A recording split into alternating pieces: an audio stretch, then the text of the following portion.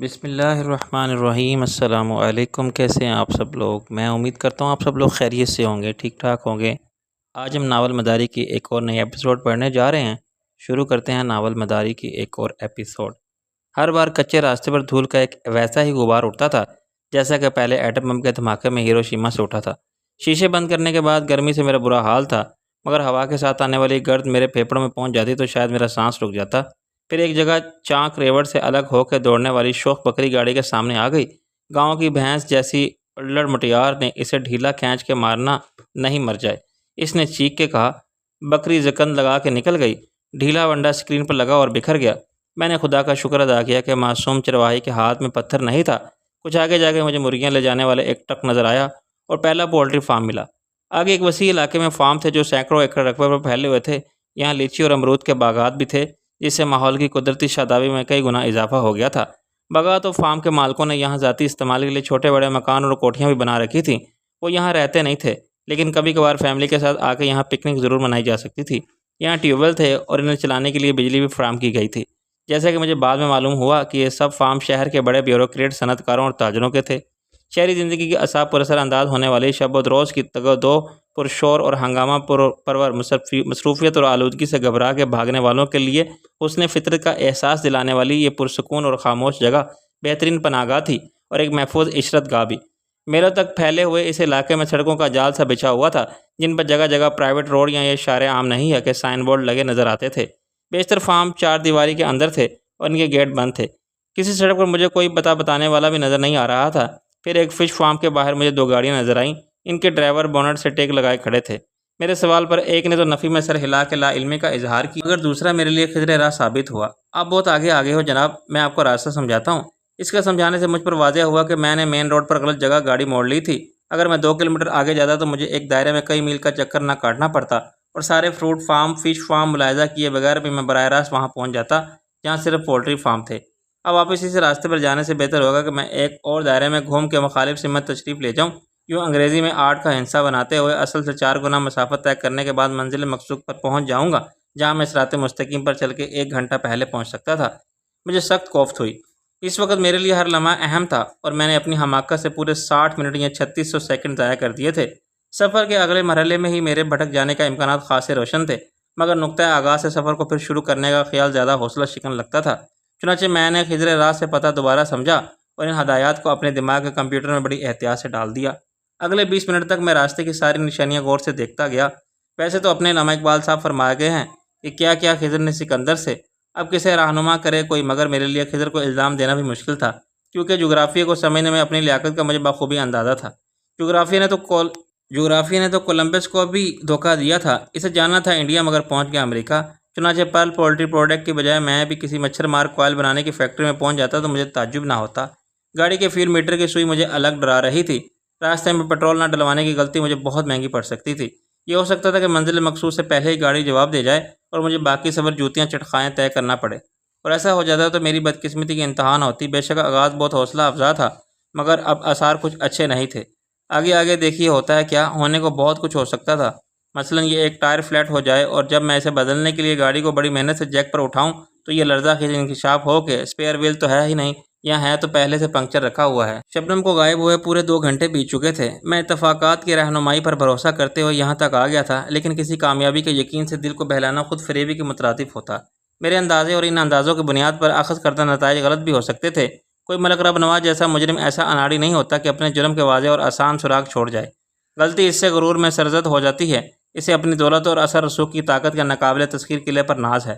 کس میں ہمت ہے اتنی کہ اس کی حفاظتی فصیل کے دروازے تک بھی پہنچ سکے؟ میرے لیے شبنم کی بے بسی کا تصور بھی ایک پراذیت تجربہ تھا، اور ذہنی سطح پر جینٹس اور دانشور ہو یا کسی ملک کی وزیر اعظم، جسمانی طور پر وہی عورت ہوتی ہے جس کی مضبوط نظر آنے والی شخصیت کے حصار کا سب سے نازک اور کمزور پہلو اس کی نسوانیت ہوتی ہے۔ مرد کا جسم تشدد سے مجروح ہوتا ہے، بے آبرو نہیں ہوتا۔ شبنم اپنے قلم کی طاقت سے انسانوں کے خلاف اپنے دفاع پر بھروسہ کر سکتی ہے۔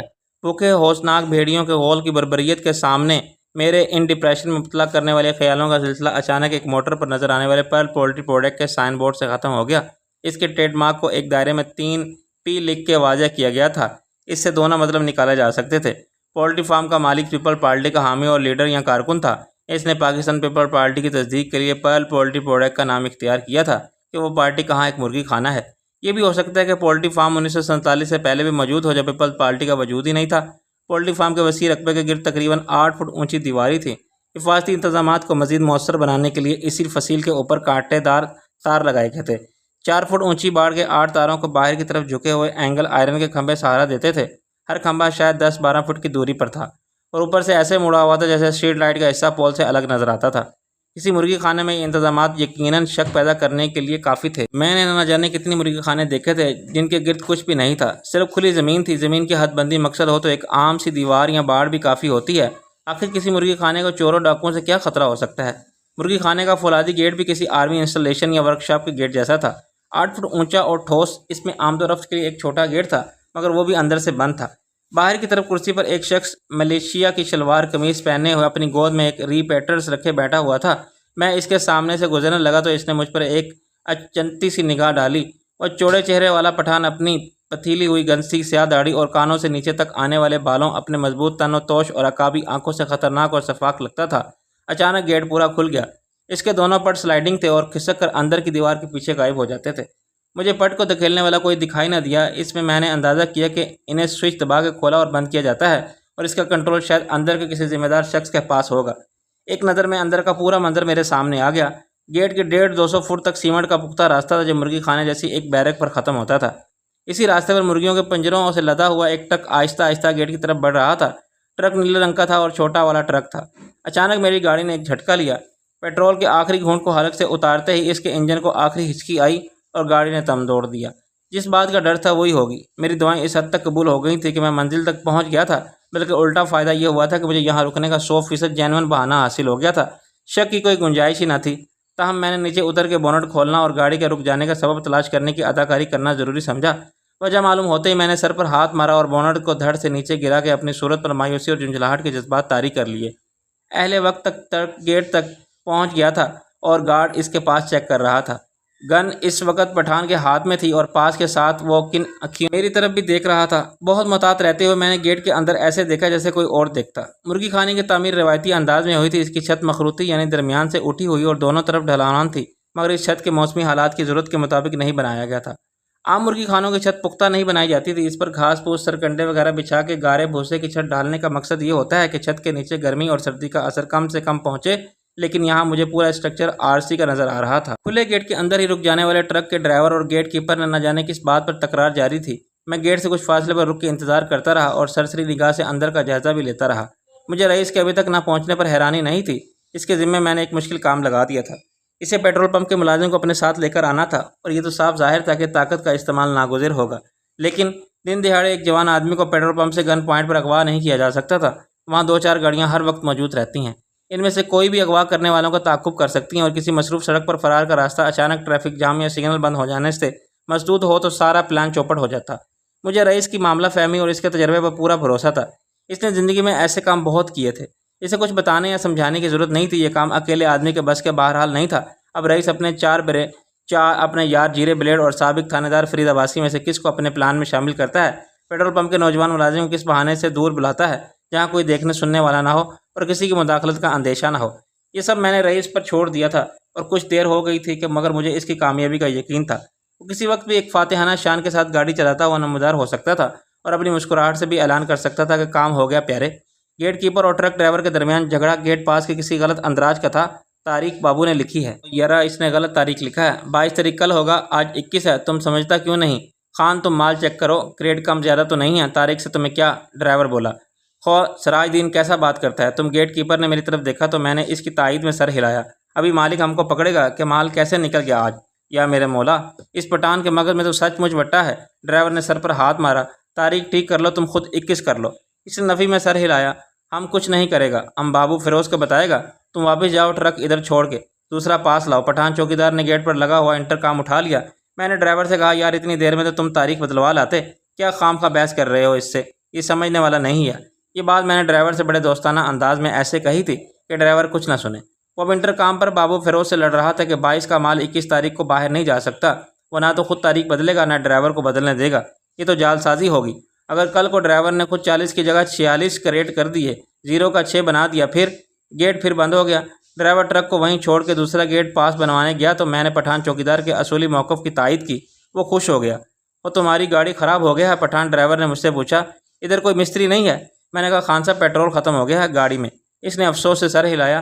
یہ تو بڑا خانہ خرابی کا بات ہے، ابھی تم کیا کرے گا؟ میں نے کہا کیا یہاں سے مجھے تھوڑا سا پیٹرول مل سکتا ہے؟ اس نے مجھے حیرانی سے دیکھا۔ یار ادھر مرغی ملتا ہے، انڈا ملتا ہے۔ میں نے کہا میرا مطلب تھا کسی گاڑی میں سے 1-2 لیٹر پیٹرول نکالنا ممکن ہو تو میں مین روڈ تک پہنچ جاؤں گا۔ اس نے کہا ادھر یہ ایک ہی گاڑی ہے اور یہ ڈیزل سے چلتا ہے، صرف ایک ہی ٹرک ہے یہاں۔ میں نے کہا یہی آتا جاتا رہتا ہے۔ اس نے کہا ہاں تم پیٹرول پمپ جاؤ۔ میں نے کہا جو لوگ یہاں کام کرتے ہیں ان کی گاڑیاں بھی تو ہوں گی اندر۔ گاڑی مینیجر صاحب کا ہے، وہ بھی ڈیزل ہے۔ میں نے بڑے پریشانی کا اظہار کیا۔ یہ ڈرائیور کیسا آدمی ہے؟ میرا مطلب ہے کیا یہ مجھے اپنے ساتھ لے جا سکتا ہے سڑک تک؟ وہاں سے ڈبے میں پیٹرول بھروا کے میں کسی دوسری گاڑی میں واپس آ جاؤں گا۔ اس نے مجھ سے اتفاق کیا۔ ابھی تم اس سے خود بات کرے گا، وہ ہمارا بات نہیں مانے گا۔ میں بڑی ڈپلومیسی سے کام لیتے ہوئے پٹھان چوکیدار کی حمایت حاصل کرنے میں کامیاب رہا تھا اور ڈرائیور سے بھی دوستانہ تعلق استوار کر چکا تھا۔ جب وہ پلٹ کے آیا تو میں نے اسے بڑی پریشانی بتائی۔ اس نے کہا یہ ہے آپ کی گاڑی، اس پٹھان کو بتا دو، اسے بتا دو میں نے کہ اسے کوئی اعتراض نہیں۔ ڈرائیور نے نئی پرچی چوکیدار کو پکڑا دی۔ لو جی پھر ہمیں کیا اعتراض ہو سکتا ہے، آ جاؤ۔ آگے ڈرائیور کے ساتھ ایک کلینر بھی تھا۔ اس نے سمٹ کر ڈرائیور کے ساتھ چمٹنے کی کوشش کی۔ اس چھوٹے ٹرک میں آگے 3 افراد کے بیٹھنے سے ڈرائیور کو گاڑی چلانے میں دشواری پیش آ رہی تھی۔ اس نے کلینر کو پیچھے جانے کا حکم دیا۔ اس نے پلاسٹک کے 7 پنجروں کے اوپر تشریف رکھتے ہوئے خاصی ناگواری کا اظہار کیا۔ میرا ذہن ابھی تک اس مسئلے میں الجھا ہوا تھا کہ اس نے یہاں آ کے میری لاوارث کھڑی ہوئی گاڑی دیکھی تو اس کا ذہن فوراً اندیشہ ہائے دور دراز کا شکار ہو جائے گا۔ گاڑی میں کسی خرابی یا پیٹرول نہ ہونے کے امکان پر غور کیے بغیر وہ فرض کرے گا کہ شبنم کے چکر میں پڑ کے وہ بھی وہیں پہنچ گیا جہاں وہ تھی۔ ٹرک میں سوار ہونے سے پہلے اس مسئلے کا حل میری سمجھ میں آ گیا۔ میں نے پٹھان چوکیدار سے کہا تھا خان صاحب میری گاڑی کھڑی ہے یہاں، خواہ آپ فکر مت کرو، کوئی نہیں لے جا سکتا آپ کا گاڑی۔ میں نے کہا بات یہ ہے کہ میرا کوئی جاننے والا یہ گاڑی دیکھ کے نہ جائے کہ سمجھے، اگر اتفاق سے کوئی پوچھے تو اسے بتا دینا کہ میں ٹرک میں بیٹھ گیا ہوں پیٹرول پمپ تک۔ ڈرائیور سراج الدین نے مین روڈ تک پہنچنے کے لیے وہی راستہ اختیار کیا جو سیدھا راستہ تھا۔ تقریباً 2 میل چلنے کے بعد اس نے ٹرک کو سیدھے ہاتھ کی طرف موڑ لیا۔ اس پر ٹریفک بائیں جانب سے بھی آ رہی تھی۔ تھوڑے تھوڑے فاصلے سے مجھے اس سڑک پر بہت سے چھوٹے بڑے پولٹری فارم نظر آئے۔ ڈرائیور نے سگریٹ جلائی تو میں نے کہا سراج الدین یہ ٹرک کس کا ہے؟ میرا ہے جی، اس نے فخر سے بتایا۔ نیا ماڈل ہے، 92 کا، 3000 ٹی۔ یہاں تمہارا کام کانٹریکٹ پر ہے؟ ہاں جی، کام مشکل ہے، 2 پھیرے صبح ہوتے ہیں 2 رات کے وقت۔ میں نے کہا پھر آج معمول کے خلاف اس وقت کیوں جا رہے ہو؟ وہ دراصل آج صبح دیر ہو گئی تھی، مجھے فارم پہنچنے میں ایک کام پڑ گیا تھا مجھے بہت ضروری۔ میں نے اندازے کی بنیاد پر اندھیرے میں تیر چلایا، مگر بہت فائدہ ہوا تمہیں اس کام میں ہزاروں کا۔ اس نے مجھے غور سے دیکھا۔ ہاں مگر تم کیسے جانتے ہو؟ میں نے مسکرا کے کہا کیا یہ غلط ہے؟ 1000 کی چٹی پڑ گئی تمہیں خام کا، لیکن پھر بھی 9000 تو بچے ہی ہوں گے نا؟ وہ چونکا۔ تمہیں کس نے بتایا؟ تیر کے نشانے پر لگنے سے میرا اعتماد 2 چند ہو گیا تھا۔ مجھے سب معلوم ہے سراج الدین۔ اس مجسٹریٹ کے لڑکے کا کیا نام ہے جس کی نیلی گاڑی ہے؟ ہاں شفاعت، بہت حرامی ہے وہ۔ زبردستی گلے پڑ گیا اور اس سارجنٹ نے بھی اس کی حمایت کی۔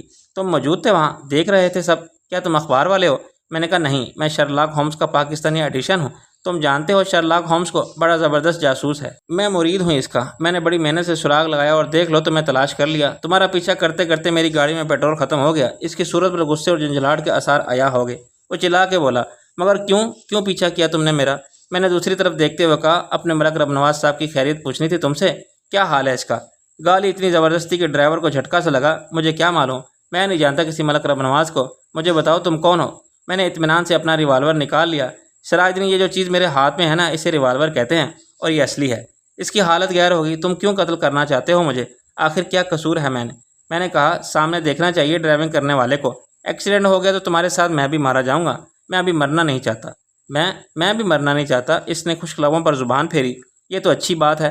میں نے کہا مگر ساری بات وقت کی ہے، اگر وقت آ جائے تو یہ ہوتا ہے کسی وجہ کے بغیر کسی بھی سمت میں کوئی گولی آ کے آدمی کے دل میں پیوست ہو جاتی ہے، بالکل پتہ نہیں چلتا کہ گولی کس نے چلائی تھی، کس پر چلائی تھی اور کیوں۔ لیکن وقت نہ آیا ہو تو میرے چاہنے کے باوجود اس ریوالور سے بھی گولی نہیں نکلے گی جو میرے ہاتھ میں ہے۔ ابھی تم نے پوچھا تھا کہ میں کیوں قتل کرنا چاہتا ہوں تمہیں، سچ تو یہ ہے کہ میرا ایسا کوئی ارادہ نہیں۔ آج صبح بلکہ ابھی 2 گھنٹے پہلے تک تم نے نام نہیں، تمہاری صورت نے بھی آشنا نہیں تھا۔ پھر یہ فیصلہ میں کیسے کر سکتا ہوں کہ آج شام سے پہلے مجھے سراج الدین نام کے ایک شخص کو گولی مارنی ہے جو ڈرائیور ہے، مزدہ 3000 ٹی ماڈل 92 کا ٹرک چلاتا ہے، مرغیوں کا کریٹ لاتا لے جاتا ہے اور وہ مجھے پرل پولٹری پروڈکٹ میں ملے گا۔ میری باتوں سے سراج الدین پر دہشت کے دورے کا اثر کچھ کم ہو گیا۔ وہ اب بھی خوفی زدہ ہو رہا تھا، مگر اس سے اندیشہ نہیں تھا کہ وہ پاگل پن میں مجھ پر حملہ کرے، مجھ سے ریوالور چھیننے کی کوشش کرے گا یا چلتے ٹرک کو چھوڑ کے باہر کود جائے گا۔ وہ اب محتاط تھا اور جان بچانے کے لیے میرے ساتھ ہر قسم کے تعاون پر آمادہ نظر آتا تھا۔ دیکھو جناب، اگر انجانے میں کوئی غلطی ہو گئی ہے مجھ سے۔ میں نے کہا سراج الدین، سامنے ایک کیفے ڈی فرانس نظر آ رہا ہے، وہاں رک کے ہم کچھ باتیں کریں گے۔ ٹرک کو ایک سائڈ میں کھڑا کر کے ہم اپنے کلینر سے کہو کہ چائے بنوائے، میں بغیر دودھ کی چائے پسند کرتا ہوں، وہ بنوائی جا سکتی ہے۔ صبح سے میں نے کچھ کھایا بھی نہیں۔ سراج دین وفاداری سے سر ہلایا۔ دیکھو جی، مجھے مارنا نہیں، آپ کو سب سچ سچ بتا دوں گا میں۔ کلینر کے جانے کے بعد میں نے کہا سراج دین شادی ہو گئی ہے تمہارے؟ اس نے نفی میں سر ہلایا، ابھی نہیں جی۔ میں نے کہا تم محنتی آدمی ہو، یہ ٹرک تمہارا اپنا ہے، اس کی کمائی اچھی خاصی ہوگی۔ یہ ہو سکتا ہے کہ آج اگر ایک ٹرک ہے تو کل تمہارے پاس 2 ٹرک ہوں، 2 کے 4 اور 4 کے 8 بنتے دیر نہیں لگتی۔ یہ جو بڑے بڑے ٹرانسپورٹر ہیں بنے بیٹھے ہیں آج، ان میں سے کچھ تو صرف ڈرائیور تھے۔ تم بھی ٹرانسپورٹر بن سکتے ہو، لیکن یہ سب اسی وقت ممکن ہے جب تم زندہ رہو۔ مگر جو دھندے شروع کر دیے ہیں تم نے صرف پیسہ کمانے کے لیے، وہ ایسے ہیں کہ تم مارے جاؤ گے کسی دن اگر آج بچ گئے۔ سراج نے اپنے سامنے دیکھتے ہوئے کہا، میں نے کبھی غلط کام نہیں کیا جی۔ صاف ظاہر تھا کہ وہ ابھی بھی تذبذب کا شکار ہے۔ اسے میرے حلیے اور رویے نے شک میں ڈال دیا تھا کہ اتنی معقولیت کے ساتھ اتنے دھیمے لہجے میں اور اتنی شرافت سے بات کرنے والا یہ شخص کیا واقعی اتنا شفاق ہو سکتا ہے کہ جھوٹ بولنے پر اسے گولی مار دے۔ سچ بولنے کے کیا سنگین نتائج برآمد ہوں گے، یہ اسے اچھی طرح معلوم تھا۔ چنانچہ اس کا ذہن ایسے کسی جھوٹ کا سہارا تلاش کر رہا تھا جس سے وہ فوری طور پر درپیش خطرناک صورتحال سے نکل سکے۔ میں نے کہا سراج دین، ماں باپ ہیں تمہارے؟ اس نے مسکینی صورت بنا کے کہا، جی ہاں۔ بھائی بہن بھی ہوں گے؟ 2 بڑے بھائی ہیں جی، ایک الگ رہتا ہے، دوسرا دبئی چلا گیا ہے، بہنیں اپنے اپنے گھر میں ہیں۔ میں نے کہا اس کا مطلب ہے کہ تم سب سے چھوٹے اور بڑھاپے میں ماں باپ کا اصل سہارا تم ہی ہو۔ انہوں نے اب ساری توقعات تم سے وابستہ کر لی ہوں گی جو تم سے بڑے بیٹوں نے پوری نہیں کی۔ شاید ماں بڑے ارمانوں سے تمہارے لیے بھی کوئی لڑکی دیکھ رہی ہوگی یا کہیں رشتہ پکا کر چکی ہوگی تمہارا، اور کہیں کوئی لڑکی تمہیں اپنے خیالوں میں بسائے اس دن کا انتظار کر رہی ہوگی جب تم مکھڑے پہ سہرا ڈالے بارات لے کر آؤ گے اور اسے لے جاؤ گے۔ خواب بھی دیکھتی ہوگی اپنے گھر کے اور بچوں کے۔ میں نے کن اکھیوں سے اس کی صورت پر جذبات کے بدلتے رنگوں کو دیکھا۔ شادی کے نام پر اس کے متفکر اور رستے ہوئے پست چہرے پر ذرا سی دیر کے لیے پر امید مسکراہٹ کی شفق نمودار ہو گئی تھی اور آنکھوں میں کسی کے خیال کے خواب اتر آئے تھے۔ کیفے ڈی فونس کا ویٹر ایک ہاتھ میں سلور کی بدرنگ اور موہن جوڑوں کے زمانے کی قدیم ٹرے سنبھالے اور دوسرے ہاتھ سے دھوتی کے پلو کو رومال کی طرح استعمال کرتا ہوا نمودار ہوا۔ ٹرے میں 2 اتنے ہی پرانے اور میلے کپ رکھے ہوئے تھے اور ایک کاغذ پر 2 خاصی بڑی تل والی ٹکیاں نظر آ رہی تھیں۔ وہ اتنی سخت تھی کہ انہیں کیرم کھیلنے کے لیے اسٹرائکر کے طور پر بھی استعمال کیا جا سکتا تھا۔ اچھی بات یہ تھی کہ ایک کپ میں کافی جیسا سیاہ قہوہ تھا۔ یہ تم پیو گے؟ ویٹر نے قہوہ میری طرف بڑھایا۔ ایسی چائے بندے کے جگر کو سوا کر دیتی ہے۔ میں نے کہا سب کچھ تو جل کے راکھ ہو گیا، آگ ایسی لگی ہے میرے دل میں کہ جی چاہتا ہے کہ سارے جہاں کو اس آگ میں جھونک دوں۔ وہ ڈر کے پیچھے ہٹ گیا۔ میں نے ایک ٹکیا کو چائے میں ڈبو کے رکھا مگر اس کی سختی برقرار رہی۔ آج تک کسی کا قتل نہیں کیا میں نے، لیکن ہر کام کرنا پڑتا ہے بندے کو کبھی نہ کبھی۔ پہلی بار جیسے بچہ پہلی بار اسکول جاتا ہے اور بڑا ہو جائے تو شادی کرتا ہے، پہلی بار پھر مرنا بھی پڑتا ہے۔ پہلی بار اپنے اس فلسفیانہ مذاق پر میں مسکرایا۔ آخر آپ چاہتے ہو مجھ سے؟ کیا چاہتے ہو؟ اس کے اعصاب پر دباؤ بڑھ گیا۔ میں نے کہا ابھی تو 2.5 گھنٹے پہلے کون تھا تمہارے ساتھ جسے تم نے ایک پیٹرول پمپ پر اتارا تھا؟ میرے ساتھ کوئی نہیں، بالکل بھی کوئی نہیں۔ آج تو پیٹرول بھی نہیں ڈلوایا میں نے۔ میں قرآن اٹھا سکتا ہوں اس بات پر۔ میں نے گرم سیاہ قہوہ اس کے منہ پر پھینک دیا کیونکہ بے تحاشا چینی ڈالنے سے وہ شیرہ بن گیا تھا اور پینے کے قابل بھی نہیں رہا تھا۔ سراج تکلیف سے چلایا۔ قہوہ ابلتا ہوا نہیں تھا کہ اس کا چہرہ جھلس جاتا، مگر اچھا خاصا گرم تھا۔ اس کا ہاتھ بے اختیار اپنی آنکھوں پر گیا۔ اس کے نتیجے میں وہ چائے بھی اس کے کپڑوں پر گر گئی جو اس نے ابھی تک چکھی تک نہیں تھی۔ میں نے کہا میں نے یہ پوچھا تھا کہ تم نے آج پیٹرول ڈلوایا تھا یا نہیں؟ تم کسے اپنے ساتھ بٹھا کے لے گئے تھے؟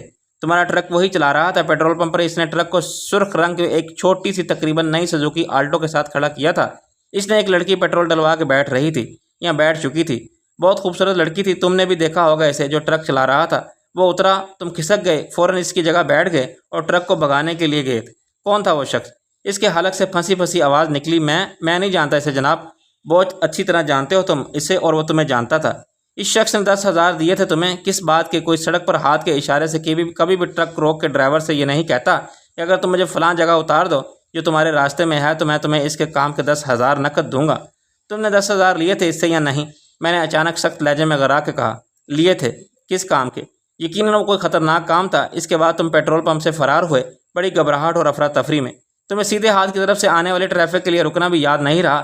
نتیجہ یہ کہ نیلے رنگ کی ایک کار جس کو SDM شجاعت کا بد دماغ سپوت شفاعت چلا رہا تھا، اس نے اپنی گاڑی کو بہت بچایا، مگر گاڑی پھر بھی فٹ پاتھ سے ٹکرا گئی اور اس کا آگے والا بمپر ٹیڑھا ہو گیا، مگر تم نکل گئے اور یو ٹرن لے کر الٹے ہاتھ کی ٹریفک میں گھس گئے۔ شفاعت نے تمہارا پیچھا کیا اور تمہیں پکڑ لیا۔ ایک ٹرک کیسے مقابلہ کر سکتا ہے ایک ٹویوٹا اسپلنٹر کا؟ تمہارے جرائم کے گواہ بہت ہیں سراج دین، پیٹرول پمپ کا مالک بھی ہے اور ایک ٹریفک سارجنٹ، ایک پان والا۔ سراج کا حوصلہ جواب دے گیا، میں آپ کو سب بتا دوں گا جناب۔ میں نے کہا اچھا میں سن رہا ہوں۔ وہ شخص ٹرک سے اترتے ہی اس کار میں بیٹھ گیا تھا، لال رنگ کی گاڑی جس میں کوئی لڑکی بیٹھی ہوئی تھی۔ بہت خوبصورت لڑکی تھی، بلکہ دنیا سے سب سے خوبصورت لڑکی تھی۔ یہ تو مجھے پتہ نہیں، میں نے غور سے نہیں دیکھا۔ مجھے لگتا ہے کہ معاملہ گڑبڑ ہے۔ میں اتنا ڈر گیا تھا کہ وہاں سے فوراً بھاگ گیا۔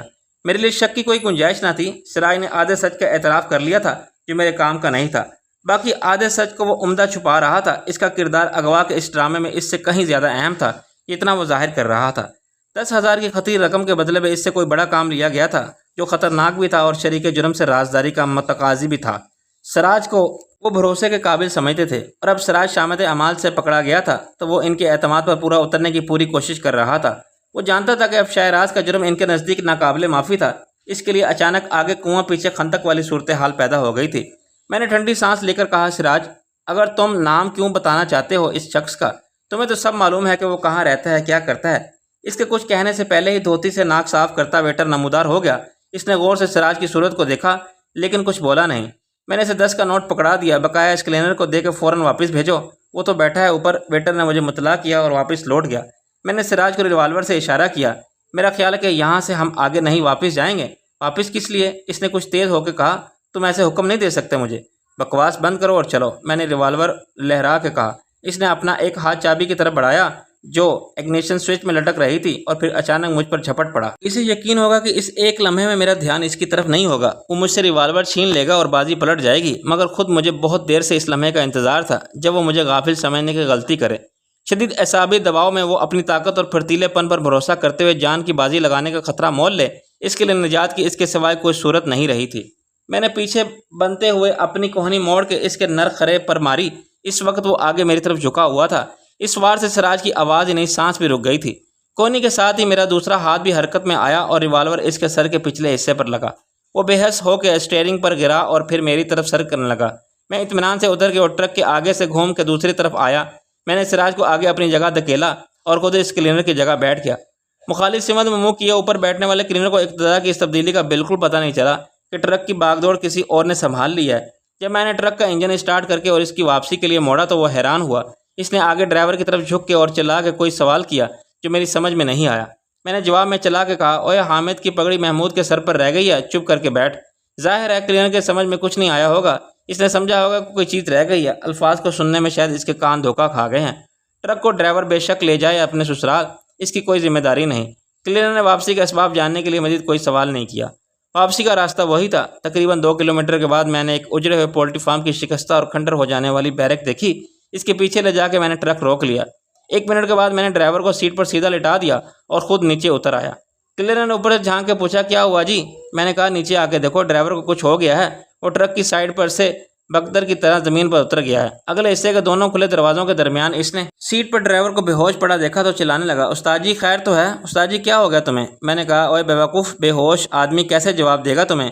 لیکن استاد بے ہوش کیسے ہوا؟ اس نے پلٹ کے پوچھا۔ ایسے، میں نے کہا اور اطمینان سے اپنی کھڑی ہتھیلی کا وار اس کی گدی پر کانوں کے قریب کیا۔ وہ وہیں چکرایا اور گر گیا۔ اسے اٹھا کے مرغیوں کو پنجروں کے اوپر پہنچانا بڑا محنت طلب کام تھا اور میں اس مشقت کے موڈ میں نہیں تھا۔ میں نے اس سے بھی آگے ایک خالی جگہ میں ڈال دیا اور ٹرک کے دونوں دروازے بند کر کے انتظار کرنے لگا۔ پرائیویٹ فارمز کے درمیان سے گھوم کر جانے والی یہ سڑک اس وقت ویران تھی۔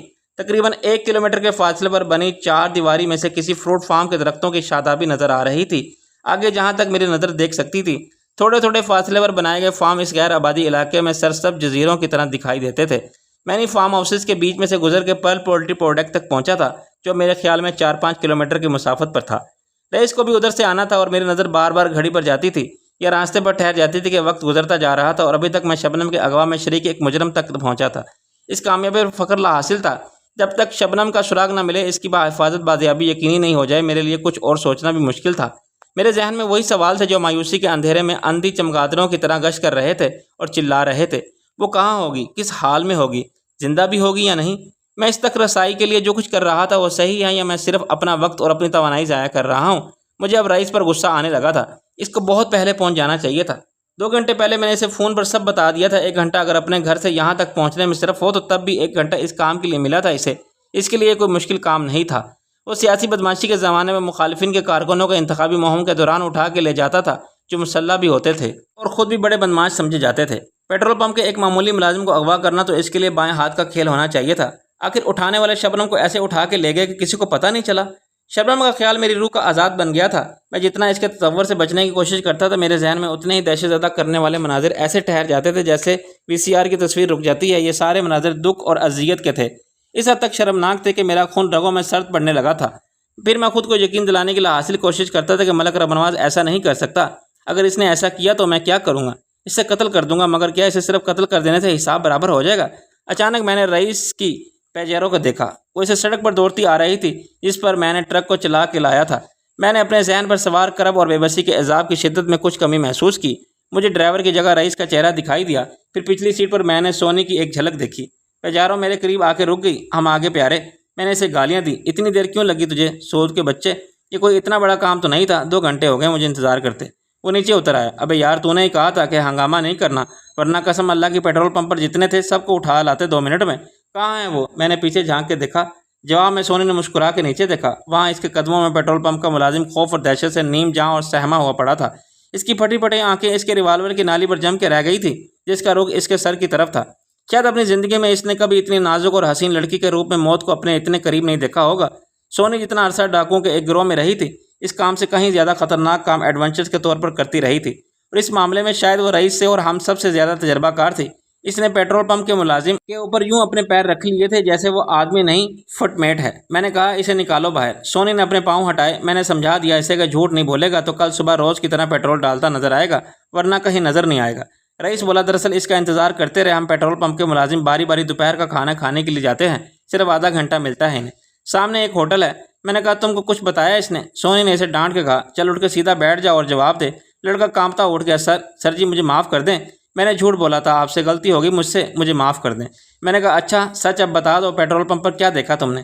وہ جی یہ ٹرک آیا تھا، اس نے ہاتھ کے اشارے سے کہا، اس میں 2 بندے تھے۔ میں نے کہا، جو ٹرک چلا رہا تھا وہ کون تھا؟ میں نہیں جانتا جی اسے، وہ لال گاڑی کے پاس اترا، ایک دم دروازہ کھول کے گاڑی میں بیٹھ گیا۔ میں نے کہا، کہاں بیٹھ گیا؟ ڈرائیور کی جگہ؟ نہیں جی، ڈرائیونگ کے لیے تو وہ لڑکی بیٹھ رہی تھی۔ اس نے ایک ریوالور لگایا لڑکی کے سر پہ، اس نے ہاتھ کے اشارے سے کن پٹی کی جگہ واضح کی۔ تم نے کچھ سنا؟ اس نے لڑکی سے کیا کہا تھا؟ اس نے کہا، خبردار آواز مت نکالنا ورنہ گولی مار دوں گا، کسی کو پتہ بھی نہیں چلے گا یہ سائلنسر والا ریوالور ہے۔ اچھا پھر کیا ہوا؟ پھر لڑکی خاموش ہو گئی۔ اس نے گاڑی آگے بڑھائی۔ یہ سب تمہارے علاوہ کسی نے بھی نہیں دیکھا تھا؟ میں نے کہا، پتہ نہیں، میں خود بہت گھبرا گیا تھا۔ ایک گاڑی پیچھے تھی، میرا خیال ہے کہ جو عورت اس میں آگے بیٹھی تھی اسے شک ہو گیا تھا۔ اس نے مرد سے کچھ کہا مگر مرد نے اسے خاموش کر دیا۔ اس نے عورت کو گھور کے دیکھا اور کچھ کہا۔ اس کے بعد عورت بھی دوسری طرف دیکھنے لگی۔ کسی کے پھڈے میں کوئی نہیں پڑتا آج کل، تم بھی اسی ڈر سے خاموش رہے تھے۔ میں نے کہا۔ سونی نے کہا، اس حرام زادے کو 1000 روپے پہلے ہی مل گئے تھے کسی کو کچھ نہ بتانے کے۔ میں نے کہا، اچھا یہ بتاؤ، ٹرک پہلے روانہ ہوا تھا یا کار؟ ٹرک چند سیکنڈ پہلے نکلا تھا مگر دونوں ساتھ ہی ساتھ تھے، وہ بولا۔ کیا کہاں تک ساتھ ساتھ چلے تھے؟ جہاں تک میں نے دیکھا تھا دونوں آگے پیچھے جا رہے تھے، وہ بولا۔ میں نے کہا، بعد میں جو شخص ٹرک ڈرائیور کی جگہ بیٹھا تھا اسے پہچان لو گے تم اگر دوبارہ نظر آیا؟ اس نے اقرار میں سر ہلایا۔ بالکل پہچان لوں گا۔ اچھا تو پھر آ جاؤ میرے ساتھ۔ میں نے اسے نیچے اتار کے اس کا ہاتھ پکڑ لیا۔ لڑکے پر خوف سے لرزہ طاری تھا۔ اس کے جسم کی کپ کپی کا اندازہ مجھے اس کا ہاتھ پکڑنے سے ہو رہا تھا۔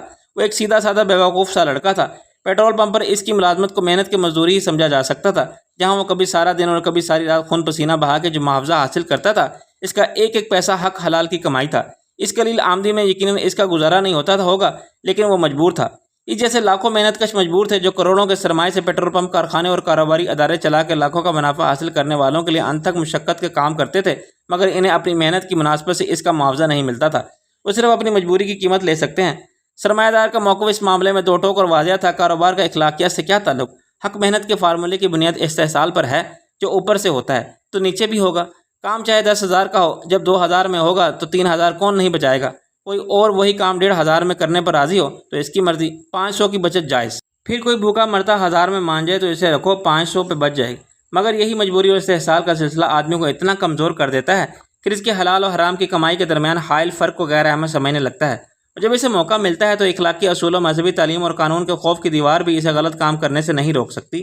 1000 کی رقم کچھ لوگوں کے لیے اتنی ہی بے وقت ہوتی ہے جتنا شکاری کے لیے وہ دانہ جو شکار کو کھینچتا ہے، یا وہ چارہ جسے نکلنے کے لیے مچھلی خود آتی ہے۔ 1000 روپے شبنم کو اغوا کر کے لے جانے والوں کے لیے بہت حقیر رقم تھی، مگر وہ جانتے تھے کہ پورے مہینے میں 1000 1,500 پانے والے کے لیے کچھ کیے بغیر 1 منٹ میں مل جانے والی یہ رقم کتنی پرکشش ثابت ہو سکتی ہے۔ اسے بس خاموش ہی تو رہنا تھا، اور گرمی سردی میں رات دن کھڑے رہ کر گاڑیوں میں پیٹرول ڈالنے کے کام کے مقابلے میں خاموش رہنا کتنا آسان کام تھا۔ پیٹرول پمپ کے ملازم لڑکے نے ٹرک میں سیٹ پر بے عزت پڑے ہوئے ڈرائیور کو ایک نظر دیکھا اور اپنا سر ہلانے لگا۔ یہ وہی ہے میں نے کہا تم نے کہا کہ دوسرے شخص کو نہیں جانتے، کیا اس کا مطلب یہ ہے کہ تمہیں اس نے 1000 روپے دیے تھے؟ ہاں جی، یہ آدھے گھنٹے پہلے آیا تھا۔ میں نے کہا کیا تمہیں اندازہ ہے کہ صرف 1000 لے کر تم اغوا جیسے سنگین جرم میں شریک ہو گئے تھے؟ رئیس نے کہا 7 سال کے لیے جیل کی سزا ہو جاتی تو پتہ چلتا بیٹا۔ میں نے کہا مجھے بتاؤ کہ آخر تمہیں پولیس کے حوالے کیوں نہ کیا جائے؟ وہ رونے لگا۔ مجھے معاف کر دیں جناب۔ سونی نے اس کے ایک جھانپڑ مارا۔ ابے ہم کیسے معاف کر دیں؟ ہم ہوتے کون ہیں معاف کرنے والے؟ کیا ضرورت تھی 1000 لینے کی حرام کے جنے؟ وہ نیچے گر کے پھر اٹھا اور ہاتھ جوڑ کے کھڑا ہو گیا۔ جناب مجھے فیس بھرنا تھی میٹرک کے امتحان کی۔ سونی نے اس کے دوسرا جھانپڑ مارا۔ یہ بکواس نہیں چلے گی، ایسا تھا تو فیل ہو جاتا۔ ایک عورت کے اغوا کی اہمیت کیا ہے تیرے امتحان سے بھی کم تھی؟ کنجر کی اولاد، سب سالے ایسا ہی کہتے ہیں۔ بہن کی شادی کرنی تھی اس لیے ڈاکہ ڈالا، ماں کا علاج کرانا تھا اس لیے چوری کی۔ رئیس نے کہا۔ وہ زور زور سے رونے لگا۔ جناب مجھے پولیس کے حوالے مت کرو، وہ بہت مارتے ہیں تھانے میں۔ یہ کیا پہلے معلوم نہیں تھا؟ سونی نے کہا۔ جیل میں کیا ہوتا ہے اس کا پتہ نہیں تھا؟ اب رونے سے کیا ہوگا؟ اس جملے کے آخر میں آنے والی گالی نے مجھے اور رئیس کو چونکا دیا۔ اس سے پہلے جو گالیاں سونی نے دی تھیں وہ کسی حد تک قابل برداشت تھیں، مگر غصے میں وہ اپنی حد سے بڑھ گئی تھی۔ وہ بہت مشتعل تھی، اس لڑکے پر سارا غصہ نکالنے کے موڈ میں تھی۔ رئیس نے سخت لہجے میں کہا سونی چل تو جا کے بیٹھ گاڑی میں۔ سونی کچھ خفیف سی ہو کے چلی گئی اور لڑکے کو بھی اپنے ساتھ لے گئی تو رئیس بولا اس سالی کی زبان بھی قابو میں نہیں۔ میں نے کہا کافی کنٹرول کر لیا اس نے، بس کبھی کبھی پرانی عادت سے مجبور ہو جاتی ہے۔ رئیس بولا یہ لڑکا جھوٹ نہیں بول رہا، اس سے کیا فرق پڑتا ہے؟ اب میں نے کہا صرف 1000 کی خاطر اس نے کیا کر دیا؟ اس کا اندازہ اسے تب ہوتا جب اغوا ہونے والی اس کی بہن ہوتی اور اسے اغوا کرنے والے پیش کر دیتے ملک ربنواز جیسے کسی شیطان کی خدمت میں۔ یار وہ تو کہتا ہے کہ رئیس سوچ میں پڑ گیا۔ کیا کہتا ہے وہ؟ اس نے فون کیا تھا آزاد صاحب کو یہ بتانے کے لیے کہ شبنم کی گاڑی مل گئی ہے۔ رئیس بولا یہ کب کی بات ہے؟ جب تیرا فون مجھے ملا اس کے کچھ دیر بعد ہی آزاد صاحب کا فون آیا تھا۔ انہوں نے مجھ سے پوچھا کہ شبنم کہاں ہے؟ میں نے کہا مجھے تو معلوم نہیں۔ پھر انہوں نے تیرے بارے میں پوچھا۔ میں نے بہتر سمجھا کہ انہیں فی الحال کچھ نہ بتاؤں۔ میں نے کہہ دیا کہ اس کا بھی مجھے کچھ پتہ نہیں۔ وہ خفا ہونے لگے کہ تمہیں کچھ عطا پتہ ہے کہ نہیں؟ آخر یہ کیا قصہ ہے گاڑیوں کے ادھر ادھر سے ادھر جانے کا؟ تجھے تو پتہ ہے وہ کیسے بات کرتے ہیں، گویا اور چنانچہ والی زبان میں۔ میری سمجھ میں آیا کہ شبنم کی چوری ہو جانے والی گاڑی مل گئی ہے۔ ملک رب نواز چاہتا ہے کہ وہ گاڑی شبنم خود آ کے لے جائے یا بتا دے اسے کہاں پہنچانا جائے۔ یعنی وہ بالکل انجان بن رہا تھا سور کا بچہ۔ ہاں اس نے آزاد صاحب کو شبنم کی گاڑی کے چوری ہو جانے کا واقعہ بتایا، پھر یہ کہا کہ میں نے اپنی ایک گاڑی دے دی تھی مس شبنم کو استعمال کرنے کے لیے، وہ انہوں نے واپس کر دی ہے آج۔ میں چونک پڑا۔ کیا اس نے کہا کہ گاڑی مل گئی ہے؟ ہاں اس نے آزاد صاحب کو بتایا کہ مس شبنم نے کسی پیٹرول پمپ پر گاڑی سروس کے لیے دی تھی، وہ گاڑی لے کر خود آ جاتی تو اپنی گاڑی بھی واپس لے جا سکتی تھی، مگر انہوں نے فون کر کے کہا کہ وہ مصروف ہیں۔ ان کے کہنے میں نے ایک ڈرائیور کو بھیج دیا تھا، وہ مس شبنم سے گاڑی لے کر آ گیا۔ میں شکریہ ادا کرنا چاہتا تھا کہ انہوں نے سروس کروا دی اور یہ خوشخبری بھی دینا چاہتا تھا کہ ان کی گاڑی تھانے والوں نے میرے گھر پہنچا دی ہے، وہ جب چاہیں لے جائیں یا منگوا لیں۔ میں نے ملک رب نواز کو اور گالیاں دی۔ ڈرامہ کرتا ہے حرام زادہ، یہ ثابت کرنا چاہتا ہے کہ شبنم نے خود اس کی گاڑی پیٹرول پمپ پر اس کے بھیجے ہوئے ڈرائیور کے حوالے کی تاکہ اس پر اغوا کا الزام ہی نہ آئے۔ حالانکہ کہ شبنم کو اس گاڑی میں گن پوائنٹ پر لے گئے اس کے بندے۔ یہ کس نے دیکھا؟ ان دو بندوں کے علاوہ ایک یہ پیٹرول پمپ پر کام کرنے والا لڑکا اور دوسرا یہ ٹرک ڈرائیور۔ کیا ان کی گواہی کافی نہیں؟ رئیس بولا اپنے بے گناہی کے ایک نہیں 10 گواہ پیش کر دے ملک رب نواز، جو حلفیہ کہیں گے کہ گاڑی میں ڈرائیور کے سوا کوئی نہیں تھا۔ خود اس پیٹرول پمپ کا مینیجر یہی کہنے پر مجبور ہو سکتا ہے کہ مس شبنم نے وہ گاڑی میرے سامنے کسی کو دی تھی۔ مس شبنم کو میں جانتا ہوں، وہ مشہور صحافی ہیں۔ لال گاڑی ایک ڈرائیور لے گیا تھا اور مس شبنم ٹیکسی میں بیٹھ کے چلی گئی تھی۔ میں نے کہا دیکھ رئیس، ہم نہ پولیس کے پاس جا رہے ہیں کوئی رپورٹ لکھوانے اور نہ کسی قانونی چکر میں پڑیں گے۔ ملک رب نواز تو خیر جھوٹ بول رہا ہے، لیکن یہ ٹرک ڈرائیور بھی جھوٹا ہے۔ یہ کسی نہ کسی حوالے سے اغوا کرنے والوں میں شامل تھا اور اسے اچھی طرح معلوم ہے کہ شبنم کو کہاں لے جایا گیا ہے۔ پھر کیا اسے بھی بجائیں، یہ ریکارڈ بھی سن لیں؟ نہیں، اس وقت بجے ہیں 5، تھوڑی دیر میں رات ہو جائے گی، ہمیں اسے پہلے ہی کچھ کرنا ہوگا۔ میں بہت پریشان ہوں۔ رئیس نے کہا تو بتا کیا کرنا ہے پیارے؟ اپن حاضر ہیں تن من دھن کے ساتھ۔ میں نے کہا دیکھ یار، میں اس نتیجے پر پہنچا ہوں کہ شبنم یہاں تو ہوگی ملک کی کوٹھی میں، اور وہاں نہ ہوئی تو کہاں ہوگی؟ شاید پرل پولٹری پروڈکٹ کے مرغی خانے میں۔ یہ خیال کیسے آیا تجھے؟ رئیس کچھ حیران ہوا۔ مرغی خانے کو دیکھ کر وہ مرغی خانہ نہیں، ایک قلعہ ہے یار، جس کے حفاظتی انتظامات بہت سخت ہیں۔ مرغی خانے ایسے نہیں ہوتے۔ میں نے کہا۔ رئیس نے کہا کیا یہ اپنے ملک صاحب کا کوئی بزنس ہے؟ مجھے ایسا ہی لگتا ہے۔ اگر کسی طرح تصدیق ہو جائے کہ شبنم وہاں نہیں ہے، ملک رب نواز کی کوٹھی میں ہے۔ میں نے کہا۔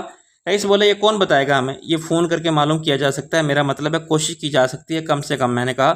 رئیس بولا یعنی ملک رب نواز کو فون کر کے ہم اسے کہیں کہ خدا کو حاضر ناظر جان کے بتاؤ کہ شبنم کو اغوا کرا کے تمہیں اپنی کوٹھی میں رکھا ہے؟ میں نے برہمی سے کہا الو کے پٹھے، میں مذاق کے موڈ میں نہیں ہوں اور دماغ خراب نہیں ہے میرا اس حد تک۔ میں نے پورے وثوق کے ساتھ کہا ملکانی، ملک رب نواز کی دوسری بیوی، اس کے گھر پر میں شبنم ملکانی کے ساتھ ایک ہی ٹیبل پر بیٹھ کے لنچ کر چکے ہیں۔ رئیس نے خفت سے سر کھجایا۔ ہاں بتایا تھا تم نے؟ ملکانی نے اپنا فون نمبر دیا تھا، شبنم نے پوچھا تھا۔ اس نے کہا تھا کبھی کوئی کام ہو آپ سے تو کیا میں آپ سے بات کر سکتی ہوں، اور اس نے بالآخر اپنا فون نمبر دے دیا تھا، اور فون نمبر شبنم کے پاس تھا۔ اور شبنم کہاں ہے؟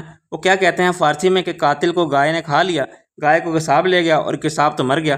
میں نے کہا ایسی بات نہیں ہے، اس کا بیگ میری گاڑی میں تھا جب اس نے ملک کی گاڑی پیٹرول پمپ سے لی تھی۔ یہ خیال تھا کہ ملک کا کوئی آدمی گاڑی لینے آتا ہی ہوگا، گاڑی کی چابی اس کو دے کر شبنم واپس آنا تھا، لیکن شامت اعمال لے گئی اسے پیٹرول پمپ پر۔ خام خواہ نیکی کا سوچا، خالی تھا فیول تو ٹینک تو رہتا۔ میں نے کہا دیکھ، جو لوگ یہ طے کر کے آئے تھے کہ اسے اپنے ساتھ لے جانا ہے، وہ اسے بہرحال لے کر ہی جاتے، وہاں نہ صحیح کہیں اور اس کا راستہ روکتے۔ انہیں یہ علم نہیں تھا کہ شبنم کے ساتھ میں بھی ہوں۔ اب جو ہونا تھا وہ ہو گیا، مسئلہ ہے ملکانی کو فون کرنے کا۔ اس کا فون نمبر مل جائے گا شبنم کے بیگ سے، تجھے یقین ہے کہ وہ ہماری مدد کرے گی؟ میں نے کہا نہ کہ کوشش کرنے میں کوئی حرج نہیں، اس کے اور ملک کے درمیان ذہنی ہم آہنگی نہیں ہے۔ اس کا اندازہ ہو گیا تھا ملکانی کی باتوں سے۔ ابے یہ ملک ٹائپ کے لوگ ایسی باتوں کا مطلب بھی نہیں سمجھتے۔ یوں بھی ذہنی وہ کیا لفظ استعمال کیا تھا تو نے، نارنگی یا سارنگی؟ ہم آہنگی جاہل کی اولاد، اس کا مطلب ہوتا ہے خیالات کا ملنا۔ ابے ہاں وہی تو، وہ کہاں ہوتی ہے پیارے؟ یہاں تو بس شادی ہوتی ہے۔ میں نے کہا ملکانی پروفیسر تھی اور شبنم سے خاصی متاثر معلوم ہوتی تھی۔ اگر سونی اسے فون کرے، اسے بتائے کہ میں شبنم کی چھوٹی بہن ہوں۔ ابے وہ اچھی طرح جانتی ہے سونی کو، اس کی بڑی بہن پہلے بڑا ملک کی داشتہ تھی۔ جب اس کے بیٹے سے ڈورے ڈالے جائے تو ملکانی نے خود اسے قتل کرا کے لاش فقے کے گھر میں پھینکوا دی تھی، اس کے بغیر شوہر کے گھر میں۔ سونی کے کرتوتوں سے بھی واقف ہے وہ۔ میں نے کہا سونی فون کرے گی شبنم کی بہن بن کے؟ فون پر آواز بدل جاتی ہے، ملکانی شک نہیں کر سکتی کہ بولنے والی سونی ہے۔ سونی اسے کہے کہ ملکانی جی میری بہن کو اغوا کر لیا گیا ہے اور مجھے شک ہے کہ یہ کام آپ کے شوہر نامدار کا ہے۔ ملکانی اپنے شوہر کے خلاف یہ الزام سن لے گی اور شاید یقین بھی کر لے گی، مگر وہ عملی طور پر کوئی قدم ہماری مرضی کے مطابق نہیں اٹھائے گی۔ میں نے کہا یہ تو ٹھیک ہے، لیکن سونی اسے رو دھو کے قائل کر سکتی ہے کہ شبنم کی زندگی خطرے میں ہے۔ وہ کہہ سکتی ہے کہ بہت عرصے سے شبنم روح پوشی کی زندگی گزار رہی تھی، اس نے دفتر جانا بھی چھوڑ دیا تھا۔ کوئی ایسی بات تھی کہ وہ باہر نکلتے ہوئے ڈرتی تھی؟ وہ اس نے مجھے ایک بار کہا تھا کہ اگر خدا نہ خواستہ میرے ساتھ کوئی ایسی ویسی بات ہو جائے، مجھے کوئی حادثہ پیش آ جائے اچانک، تو سمجھ لینا کہ میں اس میں ملک رب نواز کے سوا کسی کا ہاتھ نہیں ہو سکتا۔ اوکے، فرض کرو ملکانی نے یقین کر لیا، لیکن وہ سونی سے کہے گی کہ بی بی میں کیا مدد کر سکتی ہوں اس سلسلے میں تمہاری؟ ملک رب نواز میرا شوہر ہے، مجھے بتانے سے کیا فائدہ، تم جاؤ پولیس کے پاس۔ میں نے کہا ہاں یہی وہ خاص نقطہ ہے جس پر ہماری کامیابی کا دار و مدار ہے۔ سونی اس سے کہے گی کسی ثبوت کے بغیر پولیس کوئی بات نہیں مانتی، اور میں بھی ہمت نہیں کر سکتی کہ ملک رب نواز جیسے بااثر شخص کے خلاف اغوا کی رپورٹ لکھواؤں۔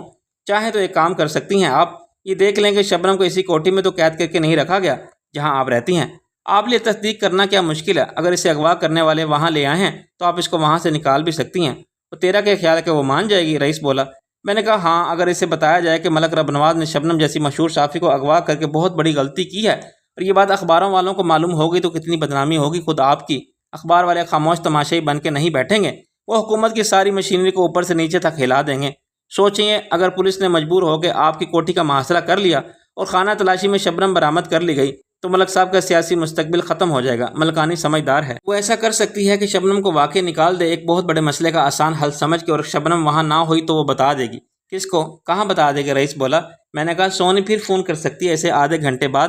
ملکانی کو اس کوٹھی کے کسی بھی حصے میں جانے سے کون روک سکتا ہے؟ اور اس معاملے میں وہ شوہر سے بھی لڑ سکتی ہے کہ تم پاگل ہو گئے ہو، اس لڑکی کو اٹھوا لیا تم نے، وہ کیا عام لڑکی ہے کوئی؟